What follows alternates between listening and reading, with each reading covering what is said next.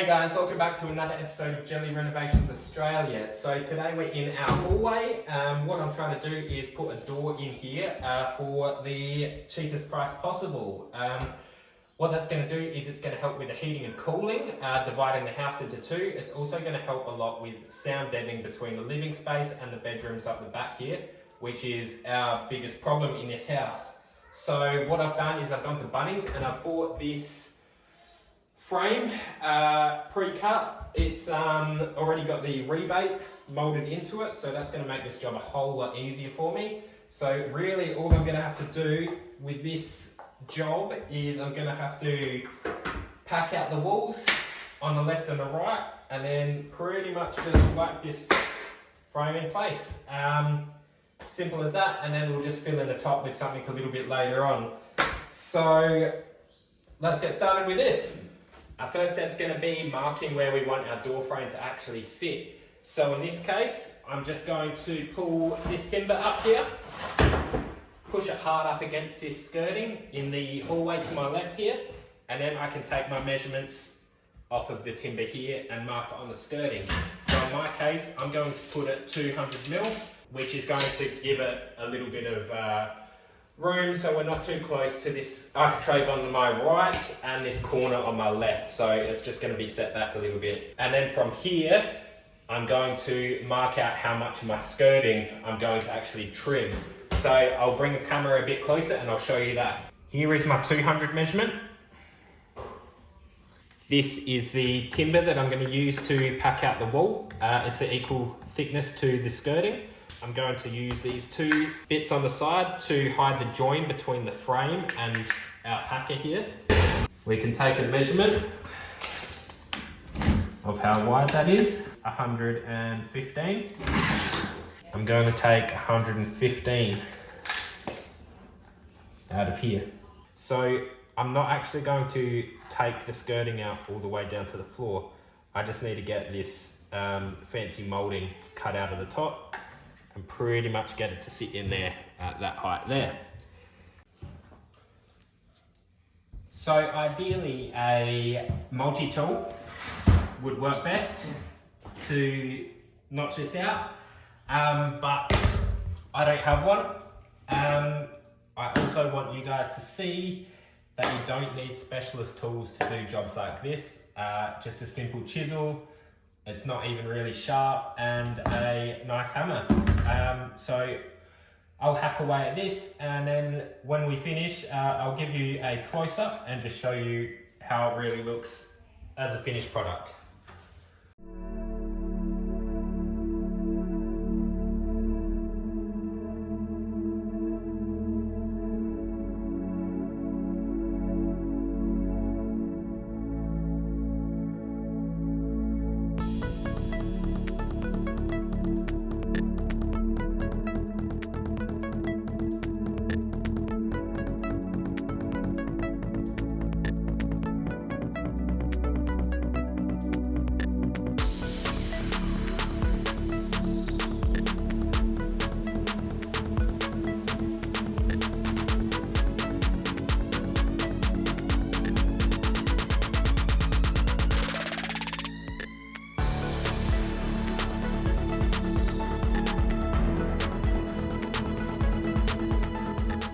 Okay, so the reason we're packing this wall out is because this is the door that we're putting in. And you can see on that picture that the width of the door is 820. So what we need to do is make sure that the internal of our jamb that we put in is going to be 824. You know, I kind of want to have a really tight fit on this, just to really stop any draft running through the house. So we're just going to whack the timbers up the walls here. That's going to take up most of the room, and then whatever extra that we need to space this, we can just do it with wedges when we nail this jamb into our packers. So the height of that door is 2.40 meters. So we're going to come up off the floor. We're going to give a 10mm gap at the floor, just we don't want the door rubbing on the floor at all. It also will allow us to put a weather strip there, which will help a lot with sound deadening. So we're going to measure at 2 meters 50 to the top of where our door frame is going to sit. Now, as I showed you before, this has a rebate set into it, so that makes putting it together a lot easier, less stuff you got to put together. So our 2 meters 50 wants to be up here, okay, and then our packers want to come up to the top of this piece here, ideally. So that's what we're going to do. I will transfer this measurement to the opposite side.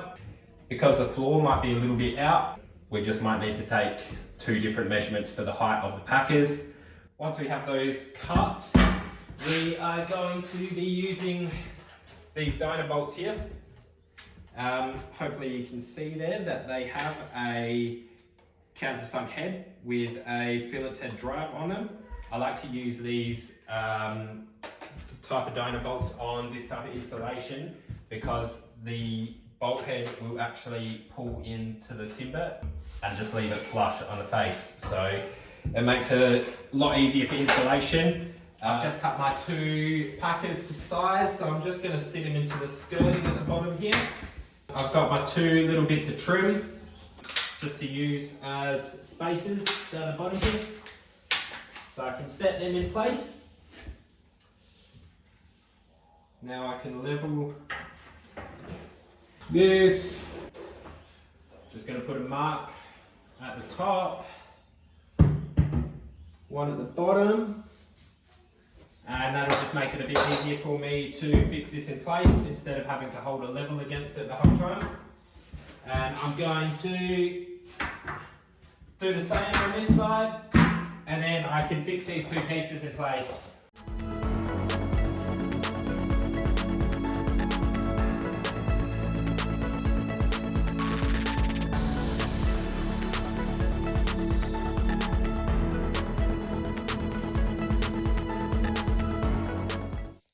So I've just got my door jamb sitting in place at the moment. I've just cut that header at the top there so that it would fit between the 2 walls nicely. So looking good. Now all I need to do is cut the header to size, cut the sides to the correct height for the door.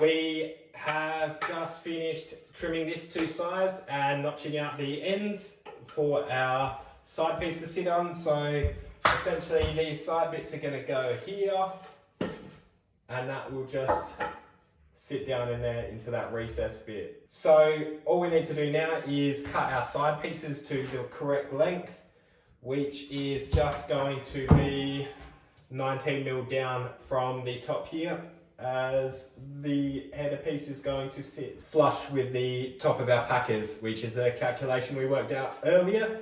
So I'm just going to measure down 19mm. I've already put a pencil mark there. Measure that side, do the same on this one, and then I can put the door jamb together on the ground.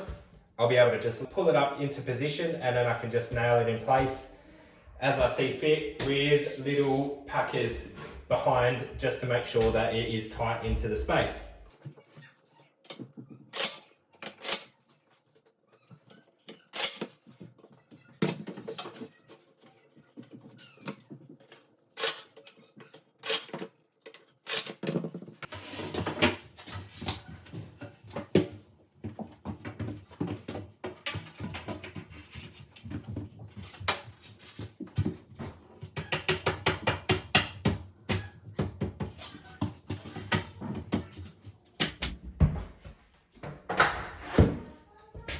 Okay, so our door is going to be hinged on this side where my level is, and it's going to swing open towards you guys there. So I want to make sure that this side is really fixed in place and really level. This side, doesn't matter if there's a little bit of a gap here and there, it's not going to take the same kind of strain that this side's going to be on. So just putting my level on there. Looks good there. So there's a bit of a gap down the bottom there. Alright, so I'm going to tack that in place up the top here, and then I'll work my way down. Obviously the gap's at the bottom, not the top, so I'll work my way down and just space it and wedge it as I go.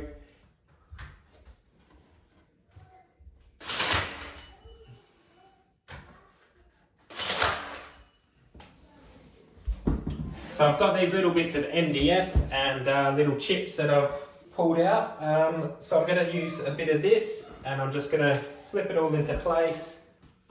So I'm just going to focus my wedges and make sure that roughly where my hinges are going to be, that's where all my, the majority of my wedges are going to be. Just because I don't want that part of the frame to be flexing where I've got my hinge. So I'm just going to keep packing things in there until I'm confident that it's nice and tight. The rest of it, any other gaps, I'm not overly concerned with because this trim's actually going to be sitting there to cover over this join here. So when I put this trim on, I'll be able to nail into both the door jamb and to this packer piece as well, which is going to work in a way that will hold the two in the correct location in regards to each other. So I don't need to go too crazy with the wedges on this side, on this side, but here I really want to focus where my hinges will be.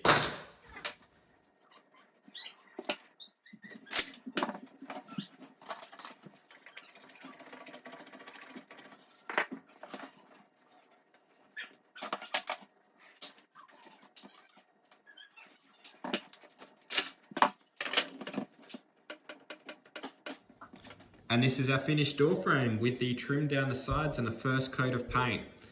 I hope you guys have learned everything you need to feel confident in taking on a similar project in your own home. And don't forget to hit that like and subscribe button.